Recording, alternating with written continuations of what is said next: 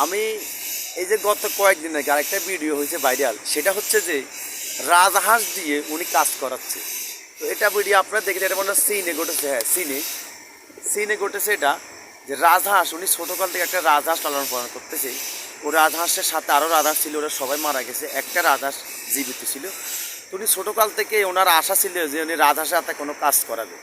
ওই রাজহাঁস তার ওজনের মতো, তার শরীরে যে একটা ওজন, সেটার পরিমাণ সে অন্য একটা জিনিস বহন করতে পারে। এবং উনি নিজে ওনার মালিক লাগে না, ওনার একটা জুরি আছে, সে জুরির মাধ্যমে যতগুলো সামান থাকে না কেন, সে অটোমেটিক নিজে মাথা ঢুকিয়ে দিয়ে সেটাকে কাঁধে নিয়ে বহন করে।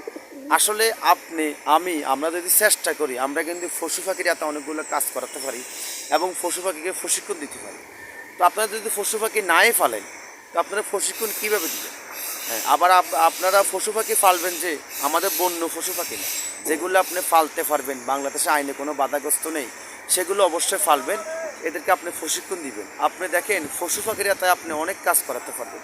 আমি যদিও ব্যবসার কাজে, বিভিন্ন কাজে বিজি থাকার কারণে পশু পাখি ভালো মতো আমি প্রশিক্ষণ দিতে পারতেছি না, তবে আমি আশাবাদী কয়েকদিনের ভিতরে আমি ওদেরকে ভালো একটা প্রশিক্ষণ দিয়ে এটা করবো ইনশাল্লাহ।